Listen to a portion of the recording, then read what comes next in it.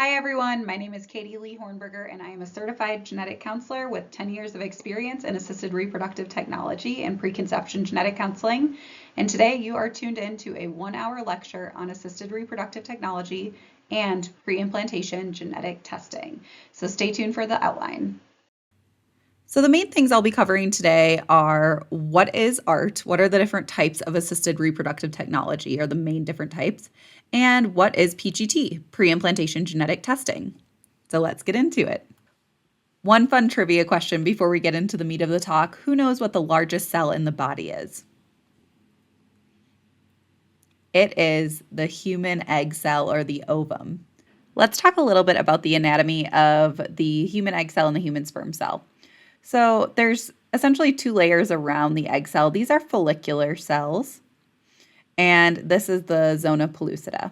It's kind of called a jelly coat. It's the barrier of sperm to enter. The follicular cells, they are the cells that provide nourishment to the egg cell. Within the egg cell, the main thing to be aware of is the nucleus here. And then, of course, there's cytoplasm in the middle. When we think about the sperm cell, it can be divided into three sections: the head, the midpiece, and the tail. The head is going to contain the nucleus, this large, what's pictured in purple here, the acrosome cap, which includes enzymes that are going to help the sperm penetrate the egg, and then the centriole. The midpiece contains mitochondria that help give the tail the energy it needs to move. And then the tail, it's also called the flagellum, is essentially a microtubule structure that helps the sperm move. Next, let's talk about embryo development and embryo anatomy just briefly. Here you can see a picture of the different stages of development of an embryo from day one, which is called the 2PN or 2 pronuclei stage, where you can see these the nuclei from the egg and the sperm starting to fuse together, starting to come together, all the way through to blastocyst stage, which is typically reached or achieved on day 5 or day 6. At blastocyst stage, what we're looking for, or what embryologists are looking for, are two different types of tissue that are forming. The trophoblast, also called the trophectoderm, these cells that have been pushed a bit towards the perimeter that would form the placenta if the embryo results in a pregnancy, and this clump of cells here, which is called the inner cell mass, or the embryoblast. Those are the cells that would make up the embryo or the fetus if this embryo resulted in a pregnancy. Let's talk a bit about the different types of assisted reproductive technology, and we'll get into each of them in a little bit more detail. Essentially, ART, or ART, is defined as any type of treatment which includes the handling of eggs, sperm, or embryos. So that would include intracervical injection, intrauterine injection, and in vitro fertilization. And ART can be used by all sorts of different people. It's not just used by people with infertility. It can also be used by couples who do not have both a sperm-producing and an egg-producing partner, people who have banked gametes in the past and they now need to use them even though they may not have fertility issues. It can be used by people who can't carry a pregnancy, so they need to use a gestational carrier. And it, of course, can be used by single parents by choice. So there are many reasons that people might come to us to utilize ART. It's not just because they have infertility. Let's first talk about intracervical insemination, or called ICI. Here on the left, you can see this visual of ICI, where sperm is injected as close to the cervix as possible using a syringe without a needle.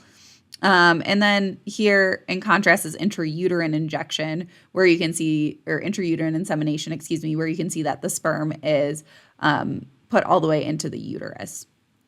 The thing about ICI, which is often referred to as at-home insemination, is it can be performed by the patient themselves or their partner at home. So you don't need to go into a clinic to do this. Many patients who don't have reduced fertility or infertility might try this before they move on to treatment in a clinic, mostly because it's less expensive, less invasive, and more comfortable for a lot of people than an IUI cycle.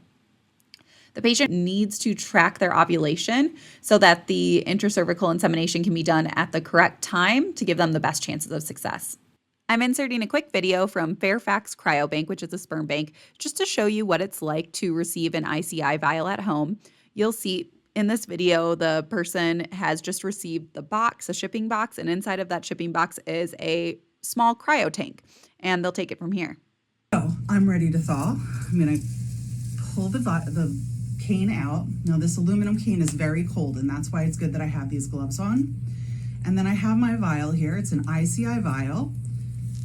And I'm gonna pull it off the cane, and I'm just gonna place that cane right back into the tank. And then I'm gonna place this right on my side table, and I'm gonna view it. And it says, I'm gonna compare it to my packing slip. Donor 2854, specimen date 11509, vial number 2, GIVFP, everything matches. Once the vial is thawed, you're gonna pick it up. At this point, it'll be room temperature, it'll be warmer.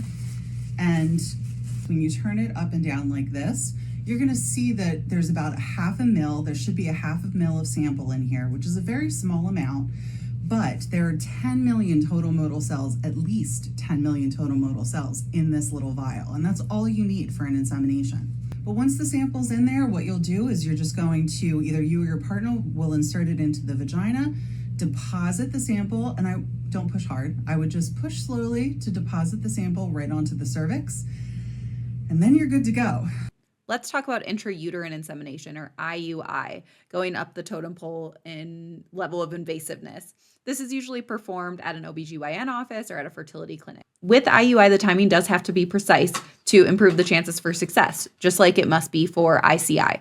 So the IUI procedure should occur just one day after the LH surge. By using IUI, it increases the number of sperm that should reach the fallopian tube. And a reason people might choose this over IVF is it is much less invasive and much less costly than IVF. It's commonly used in individuals who have unexplained infertility or have malfactor due to decreased motility or decreased count. Of course, it's also used by individuals who do not have a sperm-producing partner as well. Success rates, I would say on average, I hear most clinicians quote maybe a 10 to 15% chance that each IUI cycle will result in a healthy ongoing pregnancy. So it is not a super successful method of conception. IVF generally will have a much higher chance of success. Again, this depends on specific factors. A lot of people are surprised to hear that the success rate for IUI is so low, and that's because a lot of things need to happen for an IUI to go right.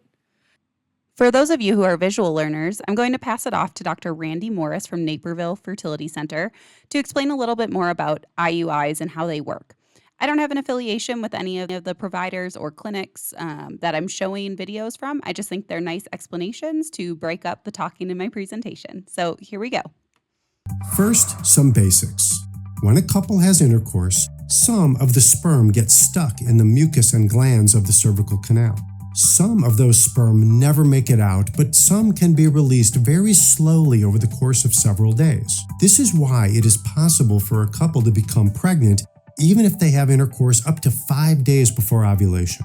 An IUI is an intrauterine insemination. This means that the sperm are placed directly into the uterus, bypassing the cervix completely. This results in two things being different. First, more sperm are able to reach the fallopian tubes where fertilization occurs. Most studies show higher pregnancy rates when IUI is used compared to intercourse. Second, because the cervix is being bypassed, the sperm doesn't stay around for as long. As a result, it is more important to get the sperm into the uterus closer to the time of ovulation. Determining the time of ovulation is therefore very important. Ovulation occurs in human beings because of a hormone called LH, or luteinizing hormone. LH comes from the pituitary gland. Before ovulation, the amount of LH being produced by the pituitary increases by a huge amount. This is known as the LH surge. As a result, LH levels in the blood get higher, and this can be measured with a blood test. When the blood eventually goes through the kidneys, the LH is filtered into the urine, so LH can also be measured in the urine. This is the basis for every home urine ovulation test. Next, let's talk about IVF, or in vitro fertilization. It's important to know that this is much more costly and much more time-consuming than an IUI cycle. There are many different appointments that will be required with the reproductive endocrinologist or at the IVF clinic to prepare a patient for IVF.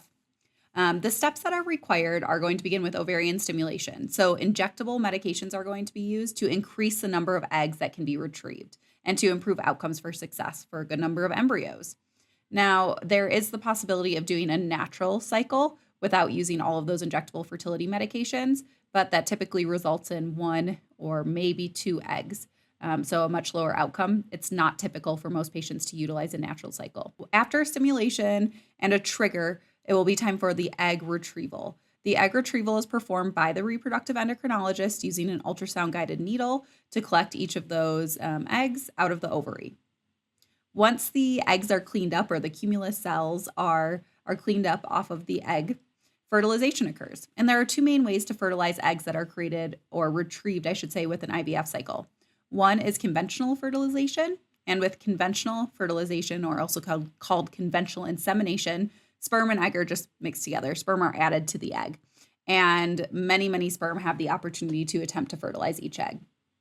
What's more standard these days is ICSI, or intracytoplasmic sperm injection. With ICSI, just 1 single sperm cell is injected into each egg cell.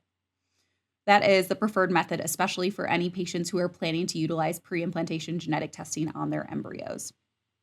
The next step is going to be the embryo transfer, or perhaps embryo freezing, depending on what the plan is for those embryos. Once the embryos are cultured in the lab, oftentimes they might be biopsied at blastocyst stage so that PGT-A, or a different form of pre-implantation genetic testing, can be performed.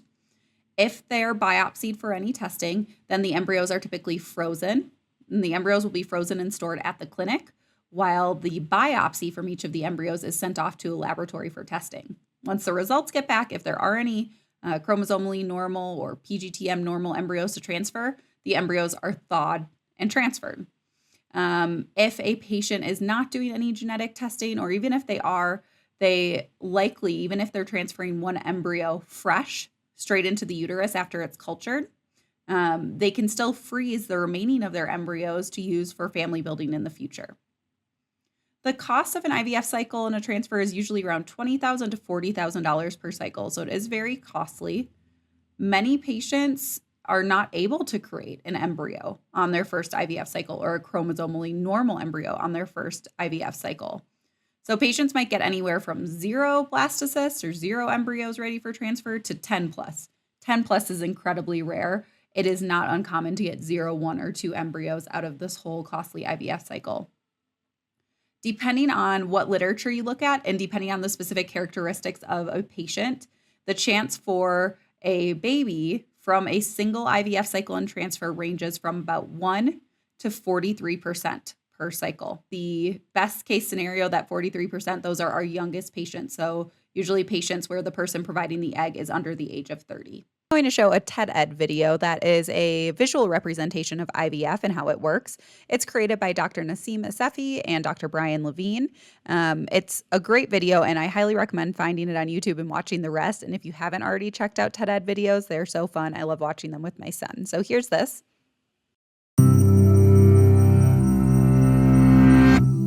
In 1978, Louise Brown became the world's first baby to be born by in vitro fertilization, or IVF. Her birth revolutionized the field of reproductive medicine. Given that approximately 1 in 8 heterosexual couples has difficulty conceiving, and that homosexual couples and single parents often need clinical help to make a baby, the demand for IVF has been growing. IVF is so common that more than 5 million babies have been born through this technology. Now, how do you make a baby in a lab? In patients undergoing IVF, FSH is administered at levels that are higher than naturally occurring to cause a controlled overstimulation of the ovaries so that they ultimately produce multiple eggs. The eggs are then retrieved just before ovulation would occur, while the woman is under anesthesia through an aspirating needle that is guided by ultrasound. Most sperm samples are produced by masturbation. In the laboratory, the identified eggs are stripped of surrounding cells and prepared for fertilization in a petri dish. Fertilization can occur by one of 2 techniques. In the first, the eggs are incubated with thousands of sperm, and fertilization occurs naturally over a few hours. The second technique maximizes certainty of fertilization by using a needle to place a single sperm inside the egg. This is particularly useful when there is a problem with the quality of the sperm. After fertilization, embryos can be further screened for genetic suitability, frozen for later attempted pregnancies, or delivered into the woman's uterus via catheter. Common convention is to transfer the embryo 3 days after fertilization, when the embryo has 8 cells, or on day 5, when the embryo is called a blastocyst and has hundreds of cells. When I got my first job out of grad school, I was working at Colorado Center for Reproductive Medicine, an IVF clinic. And when I first started, I had the ability to shadow the embryologist. It was simply fascinating to me to see the process and to actually see the eggs and sperm and embryos under the microscope. So I want to show that here. I found this video on YouTube, and what you can see is one of the embryologists is putting the cleaned up eggs, the eggs with the cumulus cells removed, into a new petri dish. They're getting ready to perform ICSI, which is the standard method of fertilization at most clinics these days. After a few different tests to select the best sperm, the most motile, best looking sperm, once selected, and there you go, it's pushed right into the egg. On the left, you can see it's being held onto, the egg is being held onto with a pipette with a little bit of suction, and there goes the sperm into the center. The embryos are kept in the incubator for a day or so, and the next day they check to see if fertilization occurred. They're looking for this 2PN or 2-pronuclei stage, where you can see the nucleus of the sperm meeting the nucleus of the egg. Then they continue to be cultured. Day 3, they usually should have 8 cells, moving on to morula after day 3. And then hopefully by day 5 or day 6, you have a blastocyst where you can see the trophectoderm and the inner cell mass clearly. The embryos are graded at this stage based on how they look, the morphology of the inner cell mass and the trophectoderm. Okay, and then here we have a transfer. That is one little blastocyst embryo being loaded into a catheter right here. And here we go. The reproductive endocrinologist is getting it ready for a transfer. This might seem like a relatively easy procedure compared to the retrieval and other parts of IVF, but it is actually essential to the success, the pregnancy rate, and the live birth rate that this embryo is placed in the perfect position in the uterus. So here we go. You can see the catheter with the embryo being pushed into the uterus.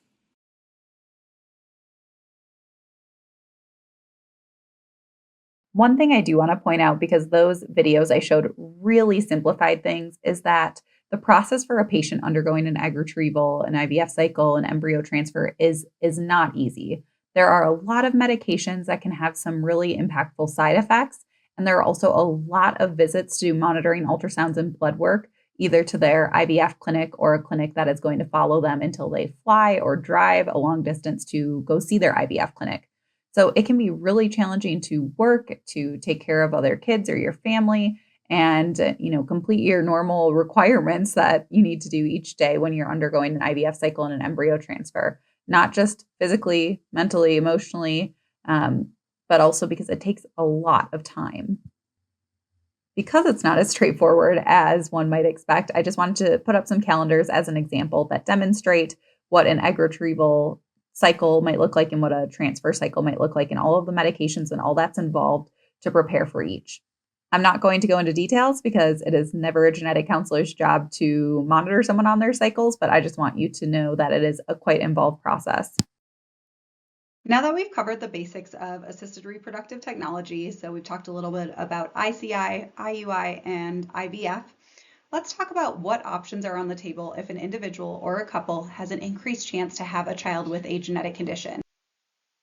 One of the first options an individual could consider is just spontaneously or naturally conceiving, if that's an option, and then utilizing prenatal diagnosis, so testing during pregnancy or screening during pregnancy to see if the pregnancy is impacted. And there are obviously all different types of prenatal screens and tests, each with their own accuracy and kind of pros and cons that could be utilized, but certainly some individuals might go that route, and some individuals may seek a prenatal diagnosis as they may want to terminate a pregnancy if the pregnancy is impacted with the genetic condition, or they may just want to prepare their family and their friends and maybe consider speaking with specialists throughout the pregnancy and being better prepared for when the baby arrives. Option number 2 would be to conceive spontaneously or naturally, if that's an option, and utilize postnatal testing. So not everyone wants to do or can do testing during pregnancy due to multiple reasons. And for that reason, postnatal testing is sometimes a good option for different families.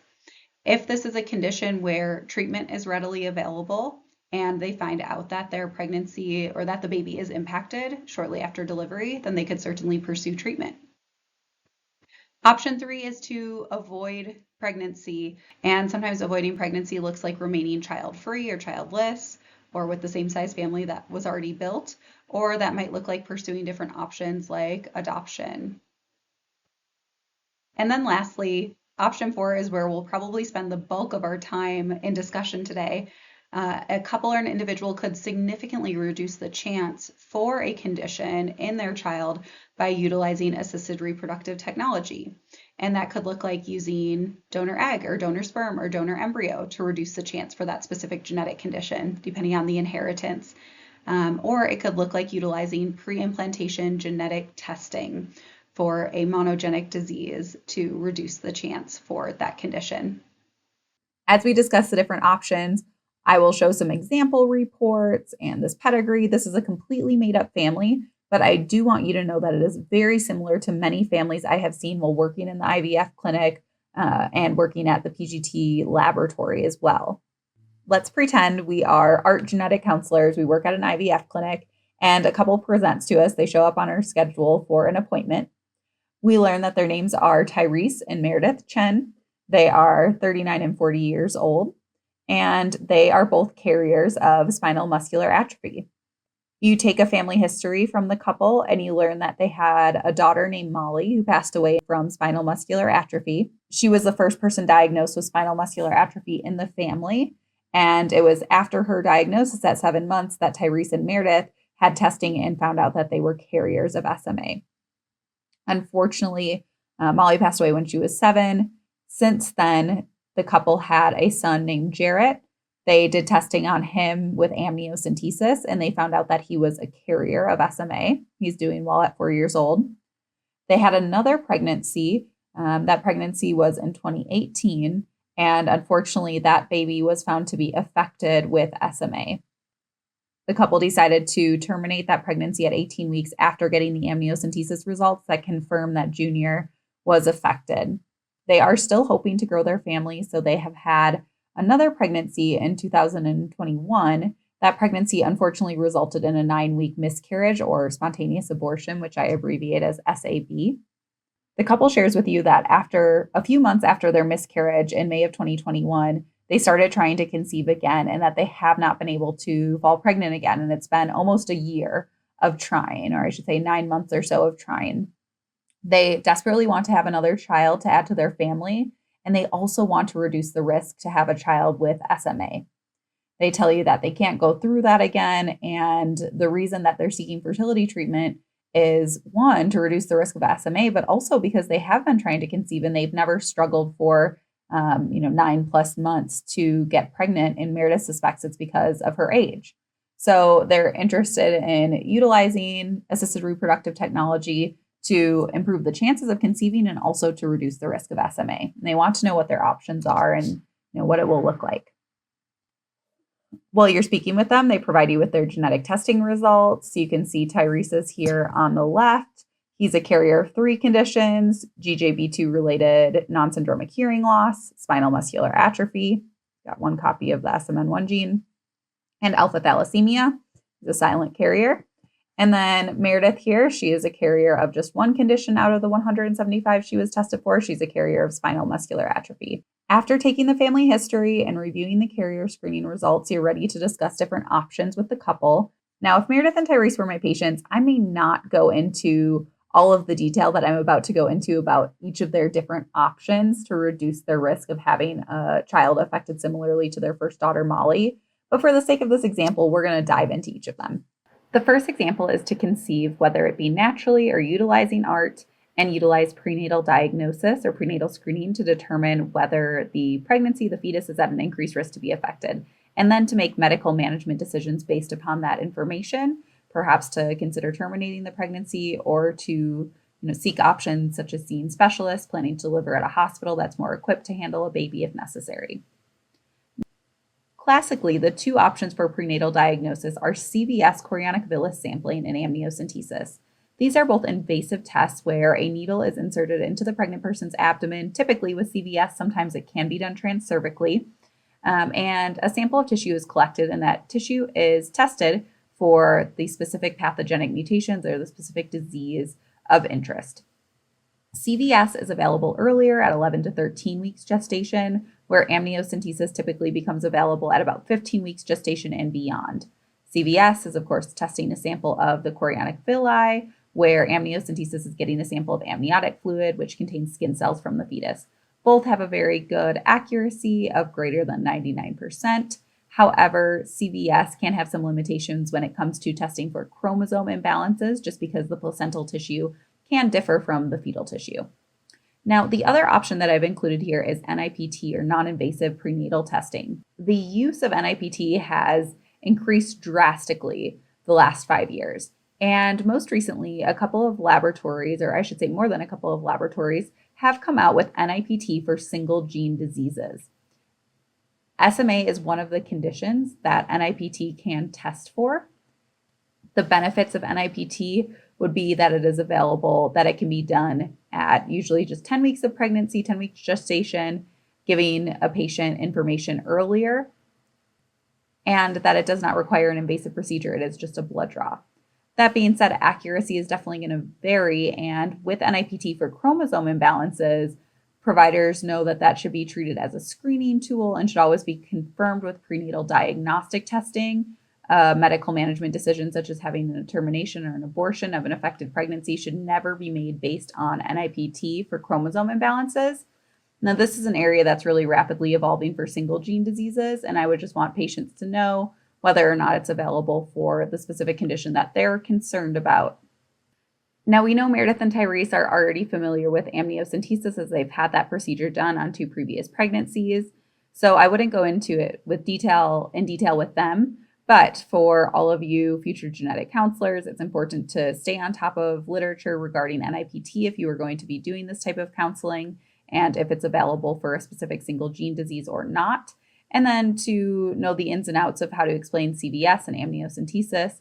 It will also be important to know any state laws in the areas that you practice and whether that is going to limit the possibility that a patient have a termination if she desires one after having her amnio or CVS. Okay, option 2, conceive, whether that be naturally or utilizing ART, and use postnatal testing and treatment if the baby is affected and treatment is available.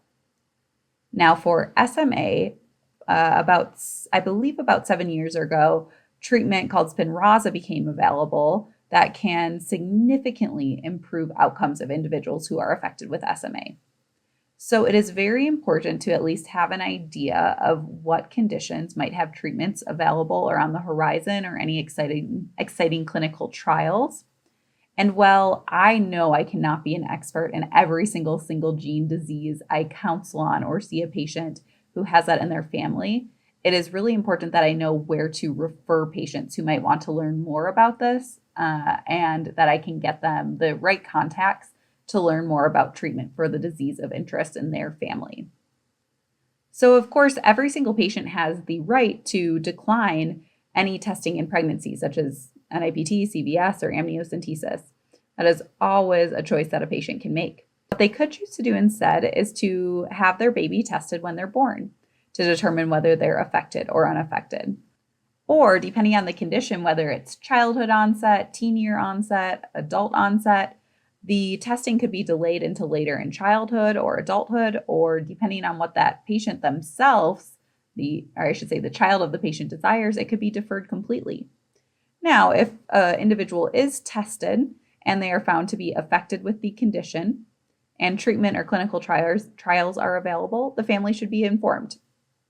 If a couple like Tyrese and Meredith presented to me, and I see that their daughter Molly was born in 2007, before treatment for SMA was much more widely available, I would want to make sure that they're aware that there is now a treatment and that it makes a significant difference in how affected children do. They may not be aware, depending on whether they're involved in the SMA community or not, So that would be something I would mention. And if they were curious about it and wanted to learn more, I would refer them to a genetic counselor, or geneticist, or a physician who specializes in SMA in children and who treats them, so that the couple could get more information about what treatment looks like and how it impacts quality of life and life expectancy and so forth.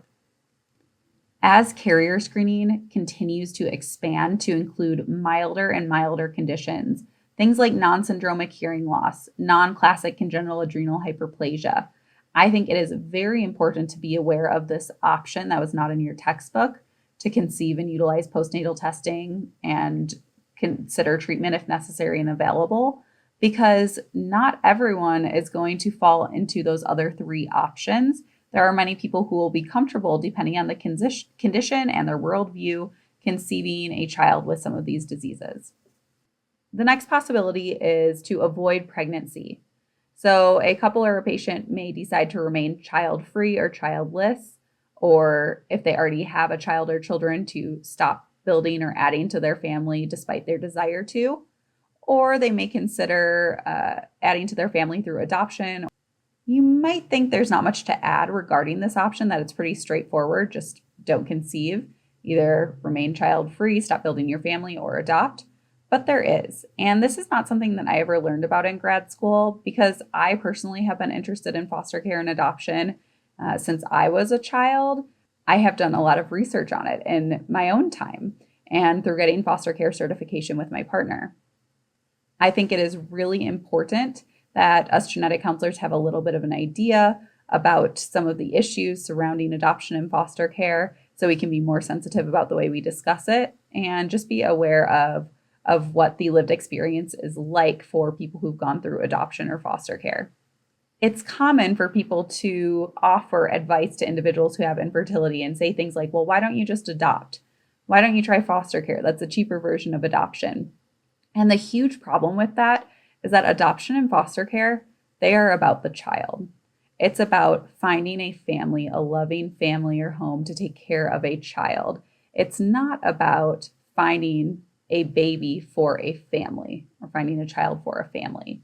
And people who've gone through infertility or difficult experiences around conception or losing children to single gene diseases have trauma around that.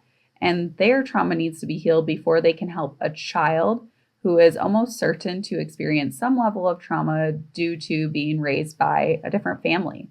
There are many amazing voices of adoption and foster care through social media. So what I'm going to share over the next few slides is an Instagram post from Amanda of This Adoptee Life. And you can follow her on Instagram if you want to hear more from her and her experience as someone who is adopted.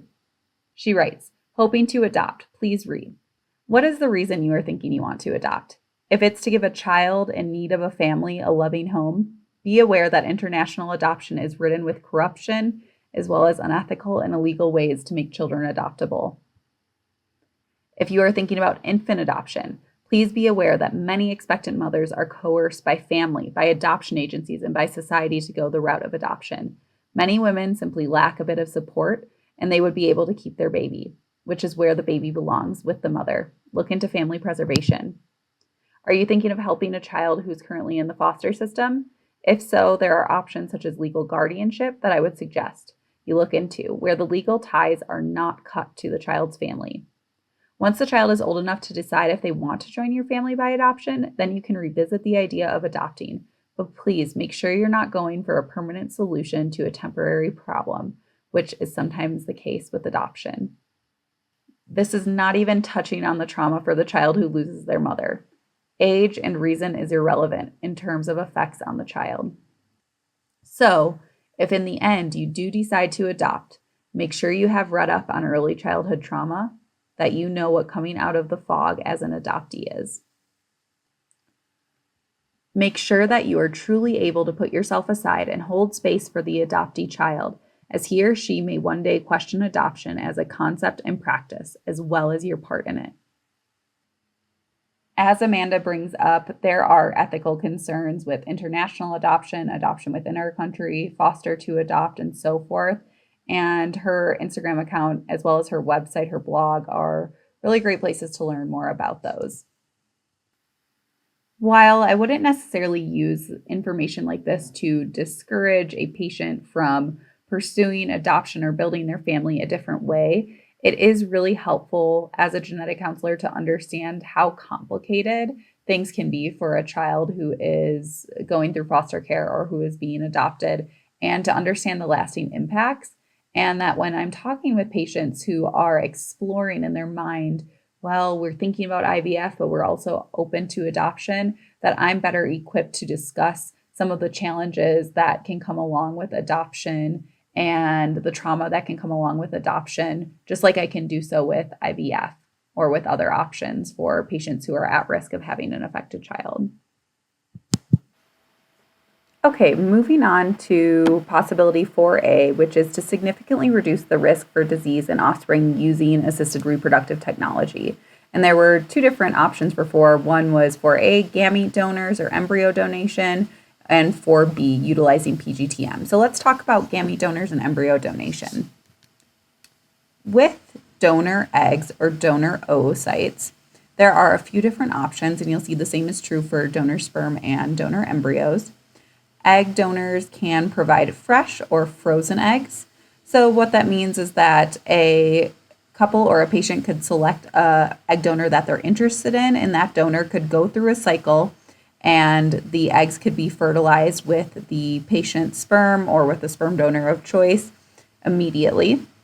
That would be a fresh donor. A frozen donor would be an egg donor who donated eggs and the eggs were frozen, and a couple selects from, or a patient selects from, a list of a bunch of different egg donors with frozen eggs that are ready to go to be thawed and fertilized when the patient would like to proceed with treatment. Donor eggs can be anonymous, non-anonymous, or known.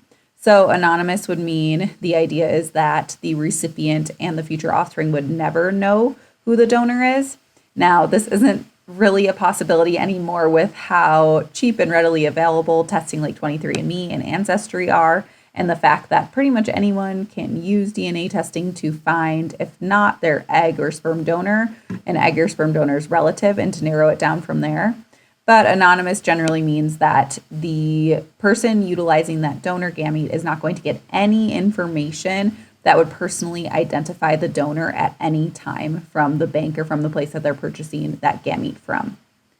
There are a lot of ethical concerns about anonymous donation and how it impacts people who are donor conceived, and I'll talk a bit about that in a few slides. Non-anonymous donors, this typically means that the donors have consented that they are non-anonymous, or that at some point in time, the recipient or offspring from the donation will be able to request their contact information. A known donor, on the other hand, that would be, if your family or friend is able to donate eggs on your behalf. Donor eggs can be purchased from donor egg banks. They can be purchased from donor egg agencies. Many fertility clinics run their own donor egg bank, or they can be donated, as I previously mentioned. Donor egg is really expensive. The cost of a donor egg IVF cycle is typically about $30,000 to $40,000, so it is not an inexpensive treatment. Donor sperm, similarly, they can be anonymous, non-anonymous, or known, same as what I mentioned with the egg donors. They are typically purchased through sperm banks or donated by friends, family members, or acquaintances. The cost for one vial of sperm, if you are purchasing it, is typically $900 to $1,500. And one vial of sperm could get you through one at-home insemination, one IUI, or a couple of IVF cycles. Next, let's talk about donor embryo. Donor embryos can be purchased through clinics. They can be purchased through donor embryo agencies or donated at no charge. Legally, the donation of embryo is considered a transfer of property, not a legal adoption. And embryo adoptions can be closed, semi-open, or open, depending on what the donor and recipient desire. The cost of a frozen embryo transfer is typically about $3,000 to $6,000. So as you can see, it is much less expensive to utilize a donor embryo as opposed to selecting an egg donor and going through a whole egg retrieval with that egg donor and transfer of that embryo. Regardless of whether we're thinking about egg, sperm, or embryos, there are requirements set forth or guidelines set forth by the American Society of Reproductive Medicine that any anonymous or non-anonymous gamete or embryo should meet in order to be considered. That is one of the documents that I included in the zip file of resources for you all if you'd like to review it. Ethical concerns regarding donor gametes and donor embryos are aplenty. The biggest concern probably is the concern about psychological effects on children resulting from donor conception. Currently, ASRM strongly encourages that donor-conceived children are told their origin story and told it honestly and from a young age. However, 15, 20 years ago, that was not the case. And many donor-conceived people did not realize they were donor-conceived until it came up by accident, maybe when they discovered that their blood type didn't align with their presumed parents, or through doing 23andMe or Ancestry. From reading plenty of stories of donor-conceived people, it is clear to me that for many donor-conceived people, finding out that your presumed mother or father is not your bio mom or bio dad is extremely troubling and really impacts their life for a long time. I think it's really important as a genetic counselor to be aware that, yes, while donor gametes and donor embryos are part of fertility treatment, they affect the people that they create. Most donor-conceived people, almost all, agree that it is important and is their right to have their medical background, their ancestry, and to know genetic relatives if they desire to. Another possible ethical concern is the consent and counseling of all donors and all recipients, and making sure that donors and recipients understand possible implications. There are often concerns about biologic siblings meeting each other unknowingly or accidental incestuous relations. And for that reason, ASRM recommends a cap of 25 births per donor within a population of 800,000. And then also there are concerns with compensation, the legality of compensating a donor. So let's think about how donor gametes or embryo donation could help Tyrese and Meredith. Because they are both carriers of a recessive disease, and Meredith has expressed concerns about her fertility, and we know she's 40 years old. Her fertility is certainly starting to decline. She'll have a lower success rate with IVF compared to somebody who's 30, for instance. An option they could consider is donor egg. If they use donor egg, they can choose a donor who's been screened and who's screened negative for SMA, and that alone will significantly reduce the risk for SMA. And then they can also use a donor who is in a younger age group and therefore is going to have a lower risk for chromosome imbalances. And it's going to be more likely that they would get embryos that are chromosomally normal and result in a healthy ongoing pregnancy. Alternatively, of course, they could use donor sperm. Donor sperm is much cheaper than donor egg. And if they use donor sperm, if they use donor sperm that's been screened for SMA and is negative, that would also reduce the risk for spinal muscular atrophy in offspring significantly. However, it won't help with the issue of Meredith's egg quality given her age of 40. And then finally, donor embryo could also be a choice. Now, many couples are not open to using donor egg, donor sperm, or donor embryo because they really want that biologic connection to their offspring. To be honest, most couples like Meredith and Tyrese who present to a fertility clinic with a history of a single gene disease that's affected their children or maybe their family significantly, and they're already familiar with PGT-M, most of the time those couples are not interested in utilizing egg or sperm donor, but depending on Meredith and Tyrese's fertility evaluation and what their reproductive endocrinologist sees, it may become more strongly recommended that they go the route of a egg or sperm donor.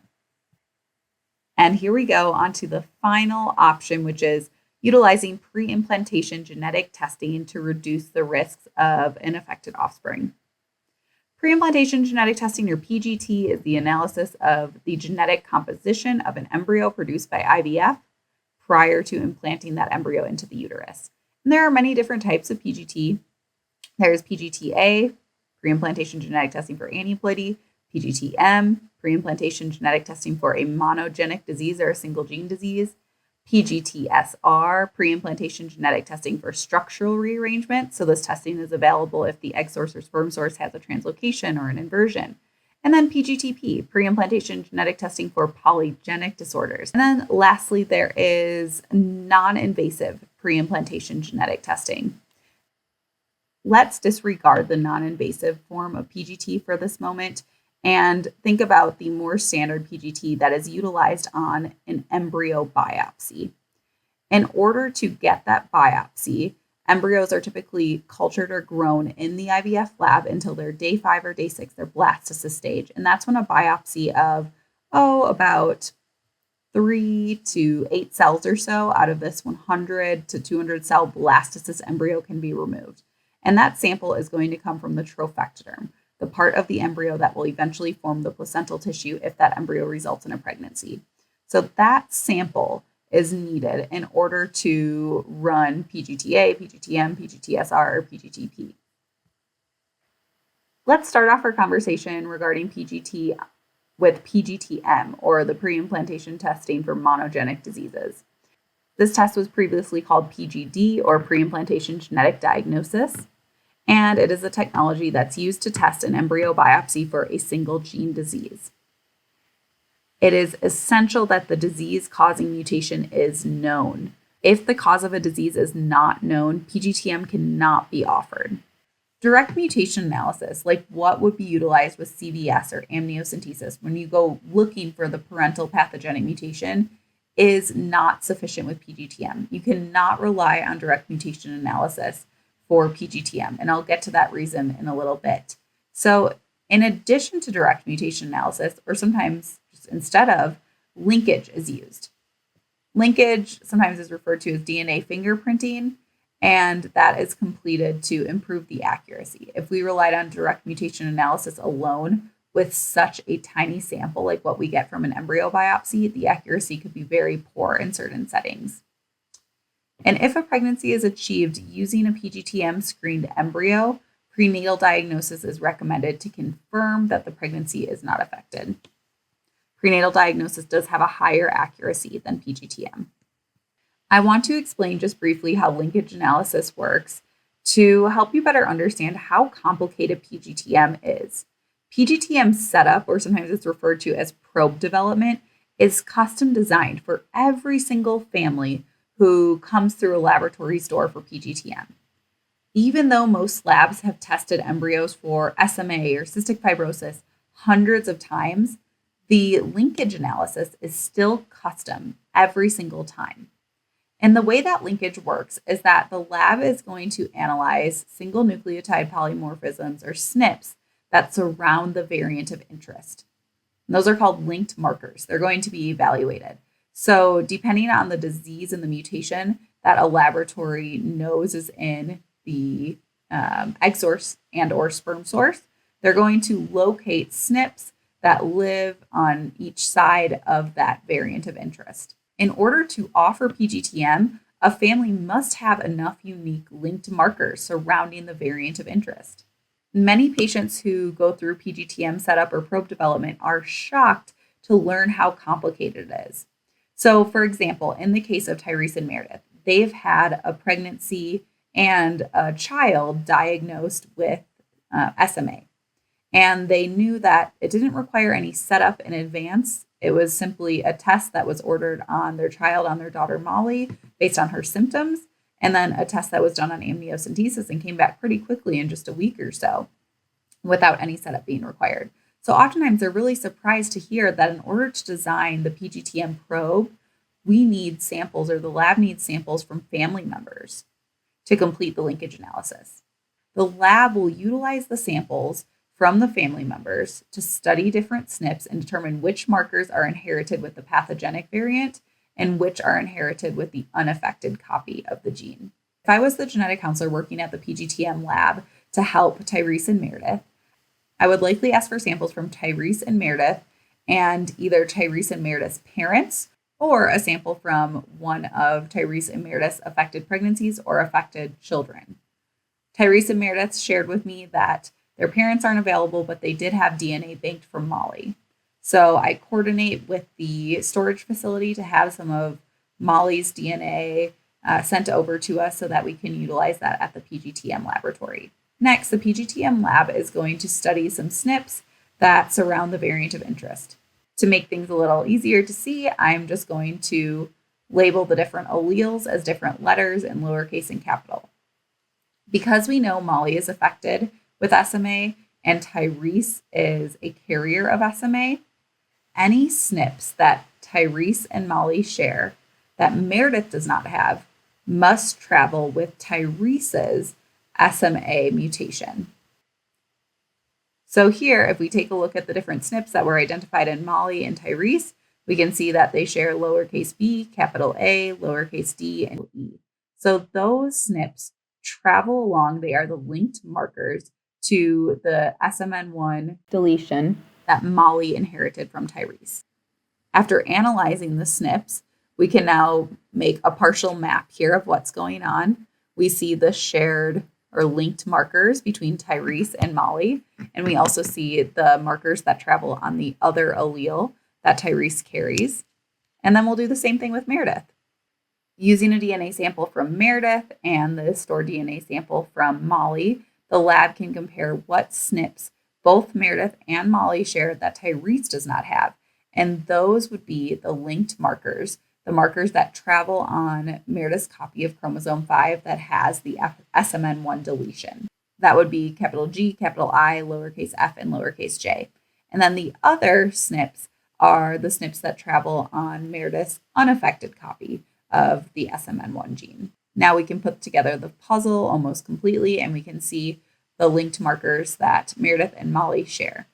If DNA samples from Molly and Jarrett were not available because the family structure was different, or maybe because a couple was identified on expanded carrier screening before they start trying to build their family, samples from Tyrese's and Meredith's parents or parent, depending on the situation, could be used to complete linkage analysis. After I explain linkage analysis to patients, oftentimes they'll ask me, why can't it just be easy? Why can't we just do the same type of testing that we did on the amniocentesis sample from my previous pregnancies?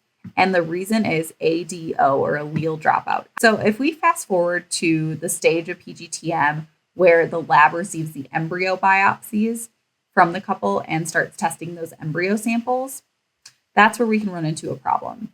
The embryo biopsies are just a few cells, so that is a tiny amount of DNA. And that DNA has to be amplified, typically using PCR. With PCR, the DNA strands are separated. A primer is used to make many, many copies of each of the strands of DNA. This is repeated over and over and over. Now, what can happen when you start with such a small sample of DNA is that it's possible that just one copy of the gene is amplified instead of amplifying both copies of the gene. Let's say, for example, that a couple is utilizing PGT-M for cystic fibrosis, and the lab receives an embryo. And for the sake of this example, we know what the embryo is. The embryo sample is affected. We'll say that the embryo sample has a delta F508 mutation and a 2143 del T mutation.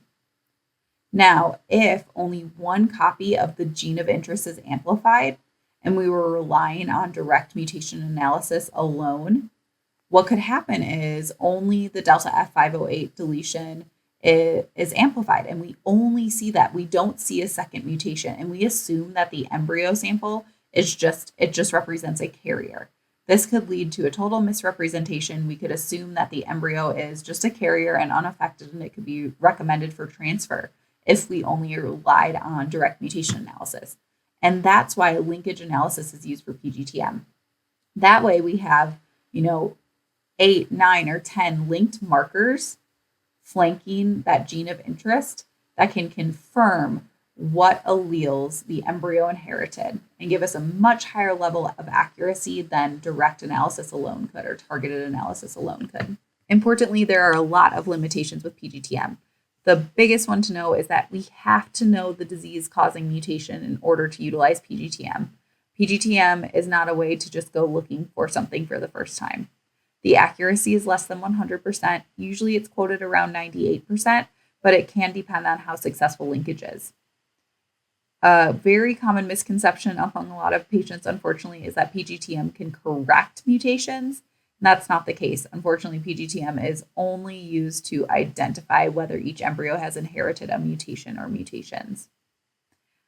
Another problem is that all embryos could be affected. Even in the case of a recessive disease where we know only 25% of embryos statistically should be affected with both mutations, all the time I see odds shake out differently than what we would expect. If there are not enough linked markers, the accuracy could be reduced, or sometimes PGT-M is not possible. Depending on the family structure, if a parent has a de novo mutation, that can make linkage very difficult and PGT-M may not be available. Additionally, if a child has a de novo mutation, but a couple or a patient wishes to test for it, PGT-M may or may not be available. And even if it is available, it has limited utility because if a child does have a de novo mutation, the risk for that to occur again is probably very low.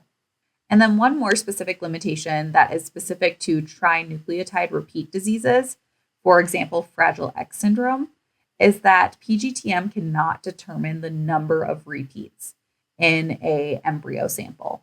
It can simply determine whether the embryo inherited the allele that is at risk for expansion or the allele that is not at risk for expansion. All right, here we have Meredith and Tyrese's combined PGT-M and PGT-A results report. And this is really what a standard PGT-M and PGT-A report will look like. So let's just go through what's going to be included on the report. You can typically see when the IVF cycle occurred, when the biopsies were received by the PGT laboratory to perform the testing, and when the results were released or the report date. And then you can see what the indication is. It's first spinal muscular atrophy, and what variant the egg and the sperm source carry. Next, let's look at each of the columns on the results table here. So first we have the embryo number. You can see that embryo samples were sent from 2, 3, 6, and 7. And it is typical to see them, like some missing embryos, like the fact that we're not accounting for embryo 1 or 4 or 5, because most of the time, the vast majority of patients who utilize IVF, not every single one of their eggs that are retrieved will fertilize. Not every fertilized embryo will make it to blastocyst stage for testing. So it is normal to lose a good number of embryos throughout the process. So these are the 4 that made it to the blastocyst stage so that they could be biopsied and sent off to the PGT laboratory. Next, we have the PGT-M result. So for a recessive disease, of course, we're expecting there's probably 3 main results. An embryo could be a carrier, an embryo could be a non-carrier and unaffected, or an embryo sample could be affected. And then there is always a small chance for inconclusive results with any PGT testing. Let's look through the PGT-A results. So now this is our pre-implantation genetic testing for aneuploidy. You can see that embryos 2 and 3 were both aneuploid. They both had some sort of deviation from the typical 46 human chromosomes we'd expect to see. PGT-A can tell you what that deviation is. So for embryo number 2, we're seeing a single copy of chromosome 14 instead of the typical pair. So that embryo, if this result is accurate, probably would not be viable based on that aneuploidy being a non-viable chromosome imbalance, despite the fact that that's the non-carrier result. Embryo number 3, you can see it has 2 aneuploidies. Some labs might call this a complex aneuploid. It's got an extra copy of chromosome 7 and 21. If this embryo were transferred, which it would probably not be recommended to transfer it based on the PGT-A results, this embryo would probably not implant or miscarry early on. Embryo number 6, that embryo, there's a little bit more to this one. It says low mosaic, trisomy 20. A mosaic result suggests that there is a mix of both some euploid cells and some aneuploid cells together. And over the past 5 years, there's been loads of evidence about mosaic embryos and loads of outcome data published on mosaic embryo transfers. And what most studies are concluding is that while mosaic embryos might not be quite as good as euploids in terms of an ongoing pregnancy and live birth rate, the risks are looking pretty low, and low mosaic embryos certainly can go on to result in a chromosomally normal pregnancy if the euploid cells take over and the abnormal cells with the trisomy 20 die off. So since this embryo is a carrier and it has a low mosaic PGT-A result, this embryo might be an embryo that could be considered by Tyrese and Meredith and the doctor. Finally, and lastly, we have embryo number 7. This embryo was reported to be affected with PGT-M, so affected with spinal muscular atrophy, but the PGT-A result was euploid. Now, since one of the main reasons this couple did PGT-M was to avoid transferring embryos that were impacted, they're probably not going to want to utilize that embryo. So this result report is actually a pretty likely outcome for couples, especially when the egg source is in their 40s, who are utilizing PGT-M and PGT-A. Things just don't always shake out, especially on that first cycle, the way that we're hoping for. So this couple might have one embryo, that embryo MC6, that they might consider transferring depending on their doctor's thoughts. But even with a euploid embryo, live birth rates when you transfer a chromosomally normal euploid embryo are usually quoted somewhere between about a 45 to 65% chance.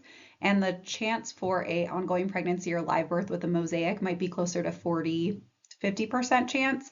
So it is definitely not a guarantee that they'll have that third child. Let's talk a little bit about preimplantation genetic testing for aneuploidy. It was previously referred to as PGS, or preimplantation genetic screening. PGT-A can determine whether each embryo sample is euploid, chromosomally normal with 46 chromosomes, or aneuploid, chromosomally abnormal. The specific errors typically are reported so you can see what the aneuploidy or aneuploidies are, and it also can determine sex chromosomes. Limitations of PGT-A: the accuracy is not perfect. Most laboratories quote around a 97-98% accuracy for chromosome imbalances. The sample that is being tested is a tiny sample of trophectoderm, so the result is the result of that sample. You cannot test the whole embryo because that would destroy the embryo. So because we're testing this one little sample, we can't rule out mosaicism. There's always a possibility that even if the majority or all of the cells in that sample were normal, that there could be some abnormal cells elsewhere in the embryo, perhaps in the cells that will grow to make up the fetus, or vice versa. And then finally, with PGT-A, you cannot detect small losses and gains. Typically, the threshold for PGT-A is about 10 megabases, or 10 million base pairs, and losses and gains smaller than that may not be observed.